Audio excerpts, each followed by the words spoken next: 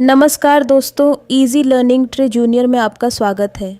आज हम लेकर आए हैं हिंदी साहित्य के महान लेखक मुंशी प्रेमचंद की एक बेहद मार्मिक और सोचने पर मजबूर कर देने वाली कहानी कवच। बहुत दिनों की बात है, मैं एक बड़ी रियासत का एक विश्वस्त अधिकारी था। जैसी मेरी आदत है, मैं रियासत की घड़ेबंदियों से पृथक रहता न इधर अपने काम से काम रखता। काजी की तरह शहर के अंदेशे से दुबला ना होता था। महल में आए दिन नए नए शिगुफे खिलते रहते थे, नए नए तमाशे होते रहते थे, नए नए षड्यंत्रों की रचना होती रहती थी। पर मुझे किसी पक्ष से सरोकार न था, किसी की बात में दखल न देता था, न किसी की शिकायत करता, न किसी की तारीफ। शायद इसीलिए राजा साहब की मुझ पर कृपा दृष्टि रहती थी। राजा साहब शीलवान, दयालु, निर्भीक, उदार और कुछ स्वेच्छाचारी थे। रेजिडेंट की खुशामद करना उन्हें पसंद न था। जिन समाचार पत्रों से दूसरी रियासतें भयभीत रहती थीं और अपने इलाके में उन्हें आने न देती थीं, वे सब हमारी रियासत में बेरोक टोक आते थे। एक दो बार रेजिडेंट ने इस बारे में कुछ इशारा भी किया था, लेकिन राजा साहब ने इसकी बिल्कुल परवाह न की। अपने आंतरिक शासन में वह किसी प्रकार का हस्तक्षेप न चाहते थे। इसीलिए रेजिडेंट भी उनसे मन ही मन द्वेष करता था। लेकिन इसका यह आशय नहीं है कि राजा साहब प्रजावत्सल, दूरदर्शी, नीति कुशल या मितव्ययी शासक थे। यह बात न थी। वे बड़े ही विलास प्रिय, रसिक और दुर्व्यसनी थे। उनका अधिकांश समय विषय वासना की ही भेंट होता था। रणवास में दर्जनों रानियां थीं, फिर भी आए दिन नई नई चिड़ियां आती रहती थीं। इस मद में लेश मात्र भी किफ़ायत या कंजूसी न की जाती थी। सौंदर्य की उपासना उनका गौण स्वभाव सा हो गया था। इसके लिए वह दीन और ईमान तक की हत्या करने को तैयार रहते थे। वे स्वच्छंद करना चाहते थे, और चूंकि सरकार उन्हें बंधनों में डालना चाहती थी, वे उन्हें चिढ़ाने के लिए ऐसे मामले में असाधारण अनुराग और उत्साह दिखाते थे जिनमें उन्हें प्रजा की सहायता और सहानुभूति का पूरा विश्वास होता था। इसलिए प्रजा उनके दुर्गुणों को भी सद्गुण समझती थी और अखबार वाले भी सदैव उनकी निर्भीकता और प्रजाप्रम के राग अलापते रहते थे। इधर कुछ दिनों से एक पंजाबी औरत रणवास में दाखिल हुई थी। उसके विषय में तरह तरह की अफवाहें फैली हुई थीं।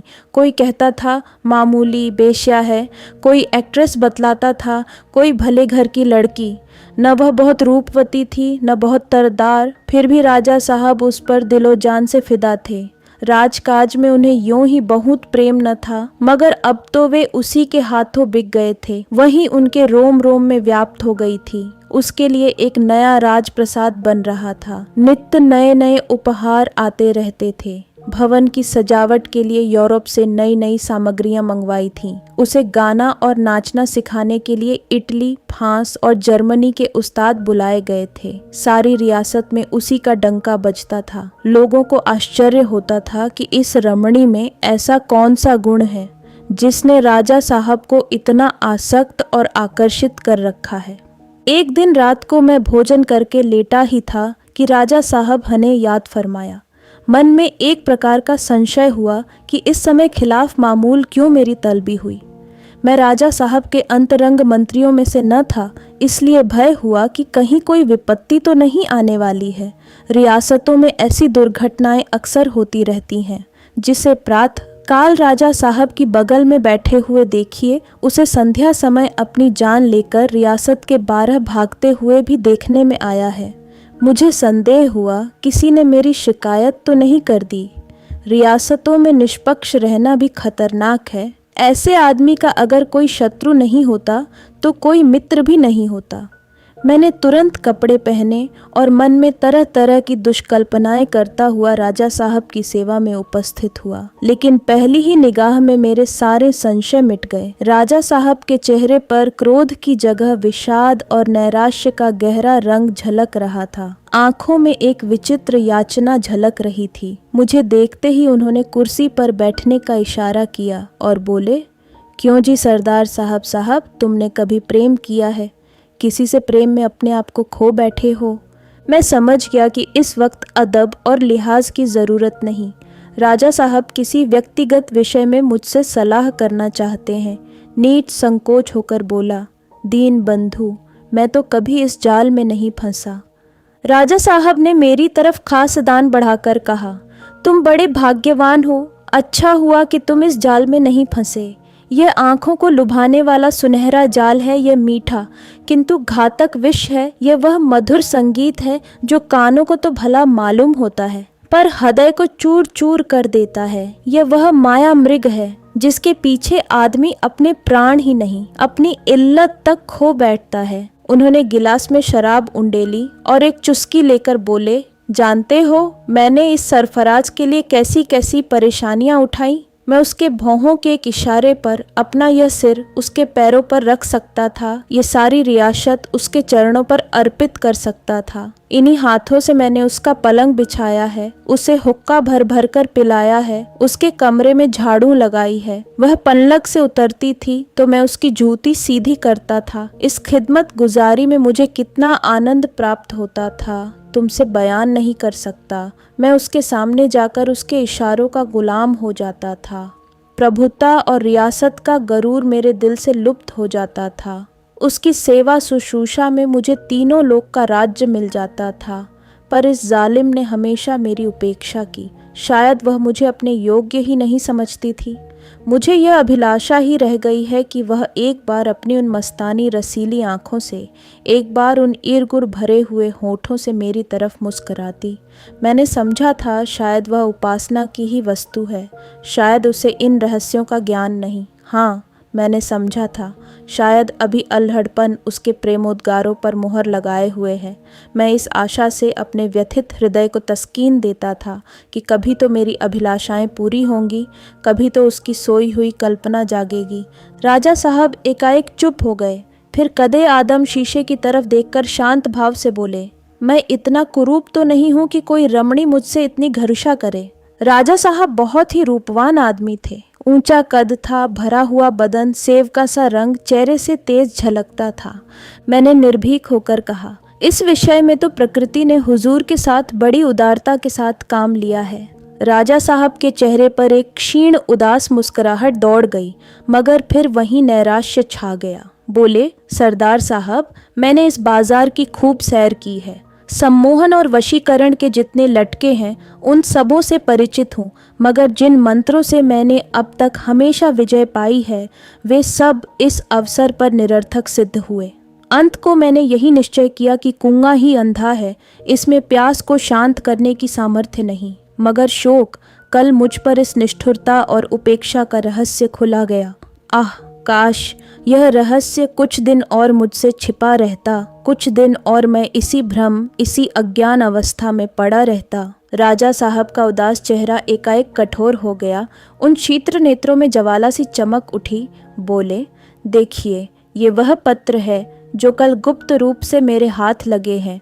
मैं इस वक्त इस बात हकी जांच पड़ताल करना व्यर्थ समझता हूँ कि ये पत्र मेरे पास किसने भेजे, उसे ये कहाँ मिले। अवश्य ही ये सरफराज की अहित कामना के इरादे से भेजे गए होंगे। मुझे तो केवल यह निश्चय करना है कि ये पत्र असली है या नकली। मुझे तो उनके असली होने में अणुमात्र भी संदेह नहीं है। मैंने सरफराज की लिखावट देखी है, उसकी बातचीत के अंदाज से अनभिज्ञ नहीं हूँ। उसकी जवान पर जो वाक्य चढ़े हुए हैं उन्हें खूब जानता हूँ। इन पत्रों में वही लिखावट है। कितनी भीषण परिस्थिति है। इधर मैं तो एक मधुर मुस्कान, एक मीठी अदा के लिए तरसता हूँ, उधर प्रेमियों के नाम प्रेम पत्र लिखे जाते हैं, वियोग वेदना का वर्णन किया जाता है।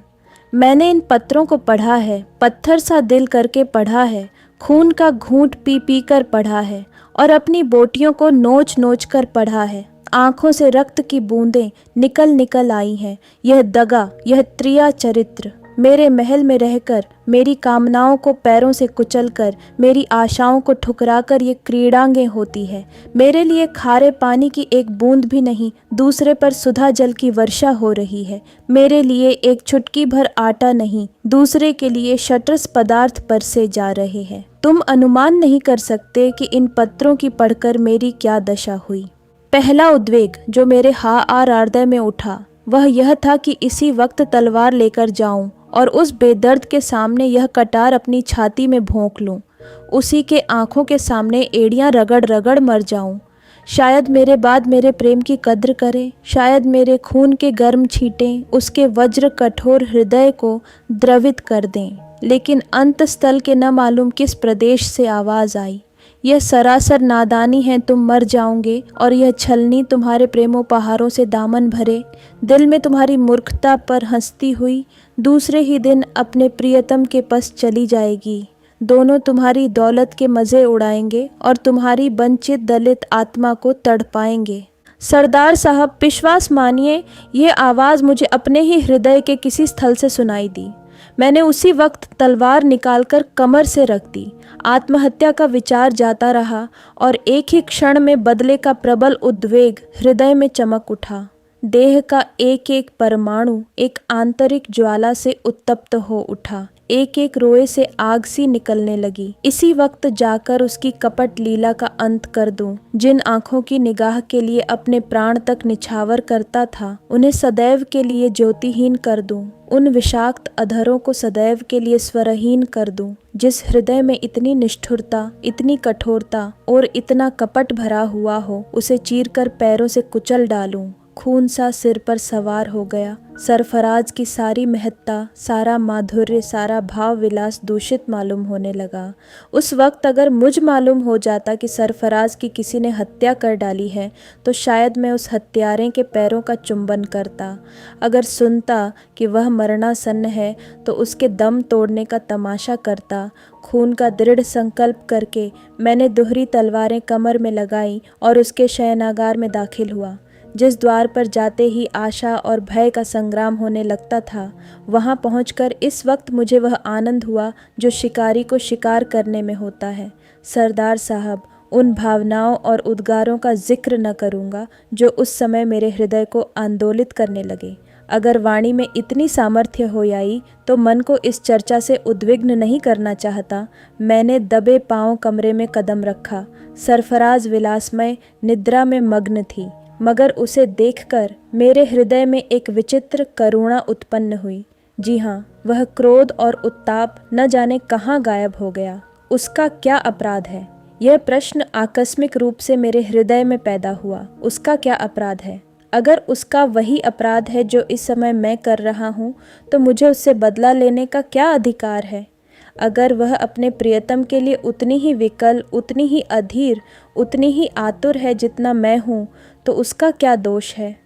जिस तरह मैं अपने दिल से मजबूर हूँ, क्या वह भी अपने दिल से मजबूर रत्नों से मेरे प्रेम को बिसाहना चाहे, तो क्या मैं उसके प्रेम में अनुरक्त हो जाऊँगा? शायद नहीं। मैं मौका पाते ही भाग निकलूँगा। यह मेरा अन्याय है। अगर मुझ में वह गुण होते तो उसके अज्ञात प्रियतम में है, तो उसकी तबीयत क्यों मेरी ओर आकर्षित न होती? मुझ में वे बातें नहीं हैं कि मैं उसका जीवन सर्वस्व बन सकूं। अगर मुझे कोई कड़वी चीज़ अच्छी नहीं लगती, तो मैं स्वभावतः हलवाई की दुकान की तरफ जाऊंगा जो मिठाइयाँ बेचता है। संभव है धीरे धीरे मेरी रुचि बदल जाए और मैं कड़वी चीज़ें पसंद करने लगूं। लेकिन बलात् तलवार की नोक पर कोई कड़वी चीज़ मेरे मुंह में नहीं डाल सकता।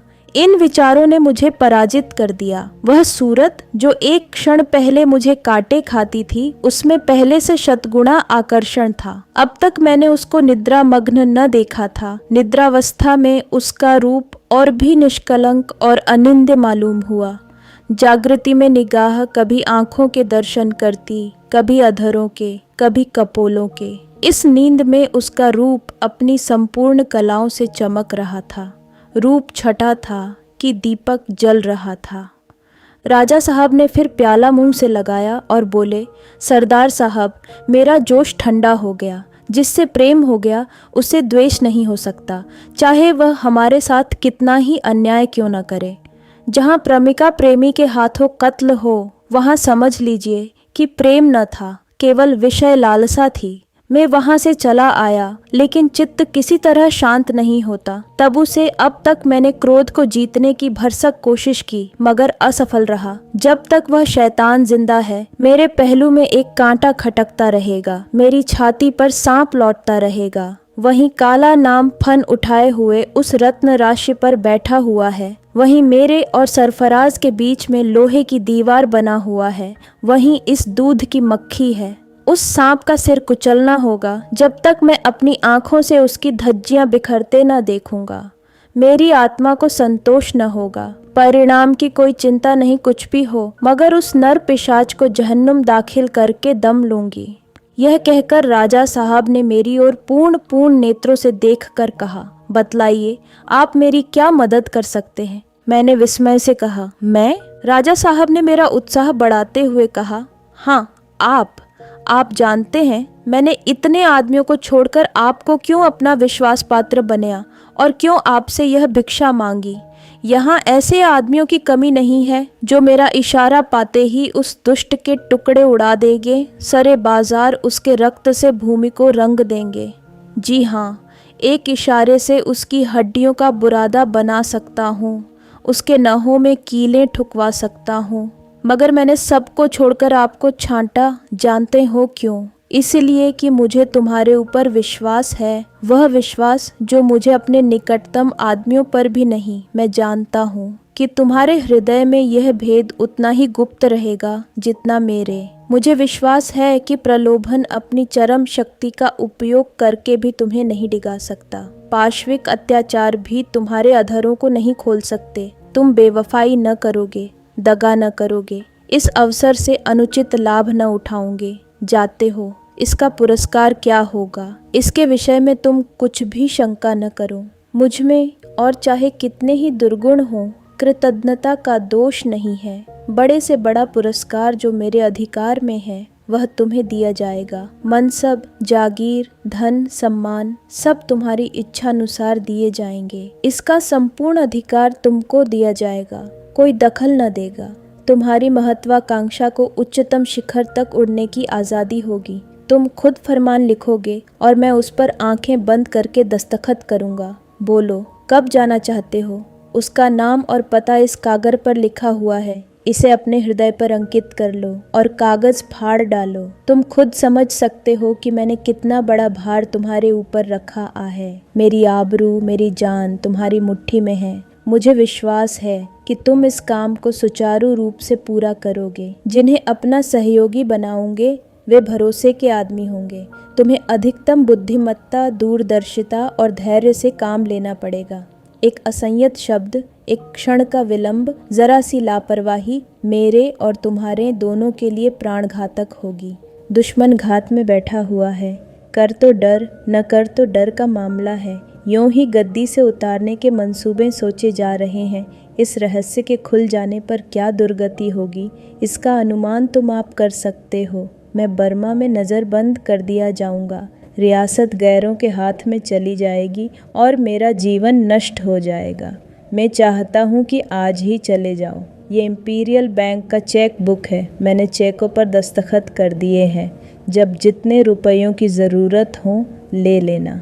मेरा दिमाग 7वें आसमान पर जा पहुंचा। अब मुझे मालूम हुआ कि प्रलोभन में ईमान को बिगाड़ने की कितनी शक्ति होती है। मुझे जैसे कोई नशा हो गया। मैंने एक किताब में पढ़ा था कि अपने भाग्य निर्माण का अवसर हर एक आदमी को मिलता है और एक ही बार। जो इस अवसर को दोनों हाथों से पकड़ लेता है वह मर्द है। जो आगा पीछा में पड़कर उसे छोड़ देता है वह कायर होता है। एक को धन, यश, गौरव नसीब होता है और दूसरा खेद, लज्जा और दुर्दशा में रो रो कर जिंदगी के दिन काटता है। फैसला करने के लिए केवल एक क्षण का समय मिलता है। वह समय कितना बहुमूल्य होता है। मेरे जीवन में यह वही अवसर था।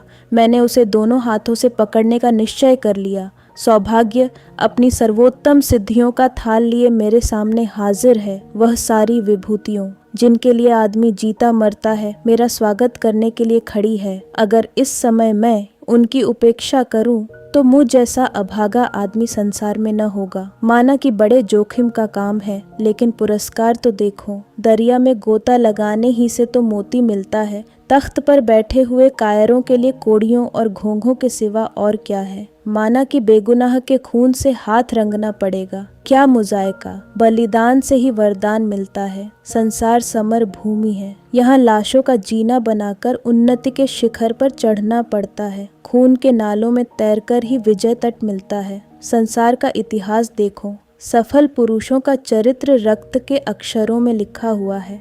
वीरों ने सदैव खून के दरिया में गोते लगाए हैं, खून की होलियां खेली हैं। खून का डर दुर्बलता और कम हिम्मती का चिन्ह है। कर्मयोगी की दृष्टि लक्ष्य पर रहती है, मार्ग पर नहीं, शिखर पर रहती है, मध्यवर्ती चट्टानों पर नहीं। मैंने खड़े होकर अर्ज की, गुलाम इस खिदमत के लिए हाजिर है। राजा साहब ने सम्मान की दृष्टि से देख रख कहा, मुझे तुमसे यही आशा थी।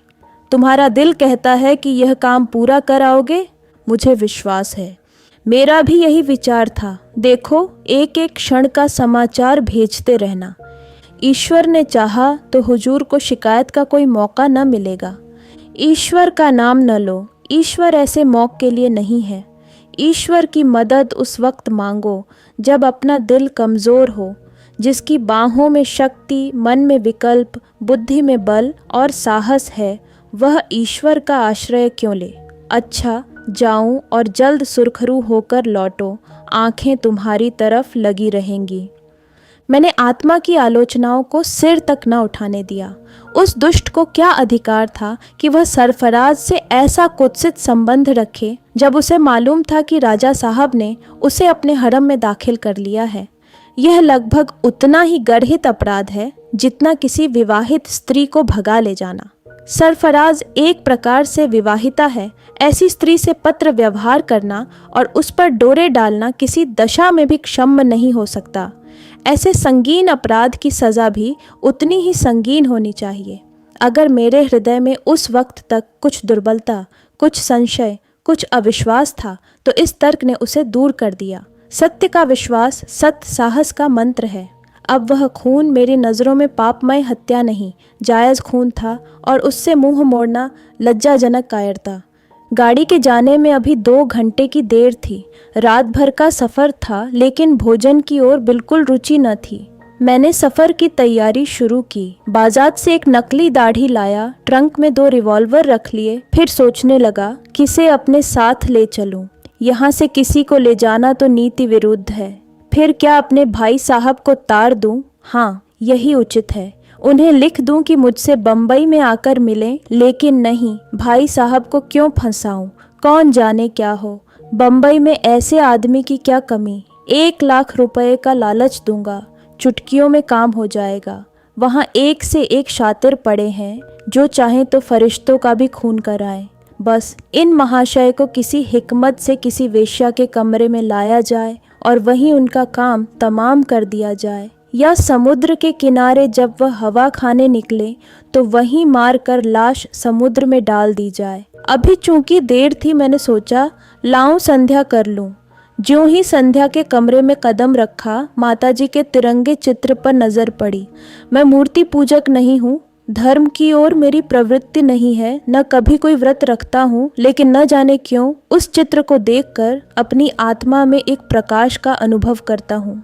उन आँखों में मुझे अब भी वही वात्सल्यमय ज्योति, वही दैवी आशीर्वाद मिलता है, जिसकी बाल स्मृति अब भी मेरे हृदय को गदगद कर देती है।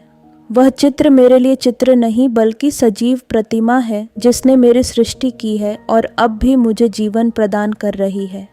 उस चित्र को देखकर मैं यकायक चौंक पड़ा, जैसे कोई आदमी उस वक्त चोर के कंधे पर हाथ रख हो दे जब वह सेंध मार रहा हो। इस चित्र को रोज ही देखा करता था। दिन में कई बार उस पर निगाह पड़ती थी, पर आज मेरे मन की जो दशा हुई वह कभी न हुई थी। कितनी लज्जा और कितना क्रोध, मानो वह कह रही थी, मुझे तुझसे ऐसी आशा न थी। मैं उस तरफ ताक न सका, फौरन आंखें झुका लीं। उन आंखों के सामने खड़े होने की हिम्मत मुझे न हुई। वह तस्वीर की आंखें न थीं, सजीव, तीव्र और ज्वालामय, हृदय में बैठने वाली, नोकदार भाले की तरह हृदय में चुभने वाली आंखें थीं। मुझे ऐसा मालूम हुआ गिर पड़ूंगा। मैं वहीं फर्श पर बैठ गया। मेरा सिर आप ही आप झुक गया। बिल्कुल अज्ञात रूप से, मानो किसी दैवी प्रेरणा से, मेरे संकल्प में एक में क्रांति सी हो गई। उस सत्य के पुतले, उस प्रकाश की प्रतिमा ने मेरी आत्मा को सजग कर दिया। मन में क्या क्या भाव उत्पन्न हुए, क्या क्या विचार उठे, इसकी मुझे खबर नहीं। मैं इतना ही जानता हूँ कि मैं एक सम्मोहित दशा में घर से निकला, मोटर तैयार कराई और 10 बजे राजा साहब की सेवा में जा पहुँचा। मेरे लिए उन्होंने विशेष रूप से ताकीद कर दी थी, जिस वक्त चाहूँ उनसे मिल सकूं। कोई अड़चन न पड़ी। मैं जाकर नम्र भाव से बोला, हुजूर, कुछ अर्ज करना चाहता हूँ।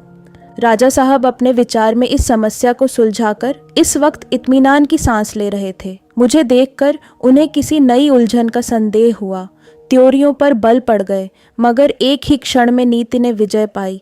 मुस्कराकर बोले, हाँ हाँ, कहिए, कोई खास बात? मैंने निर्भीक हियाकर कहा, मुझे क्षमा कीजिए, मुझसे यह काम न होगा। राजा साहब का चेहरा पीला पड़ गया। मेरी ओर विस्मत से देखकर बोले, इसका मतलब? मैं यह काम न कर सकूंगा। क्यों? मुझ में वह सामर्थ्य नहीं है। राजा साहब ने व्यंग्यपूर्ण नेत्रों से देखकर कहा, शायद आत्मा जागृत हो गई। क्यों? वही बीमारी जो कायरों और नामर्दों को हुआ करती है। अच्छी बात है, जाओ। हुजूर, आप मुझसे नाराज न हो। राजा साहब ने सिंह की भांति आग्नेय नेत्रों से देखते हुए गरज कर कहा, मत बको, नमक। फिर कुछ नम्र होकर बोले, तुम्हारे भाग्य में ठोकरें खाना ही लिखा है। मैंने तुम्हें वह अवसर दिया था जिसे कोई दूसरा आदमी दैवी वरदान समझता, मगर तुमने उसकी कद्र न की।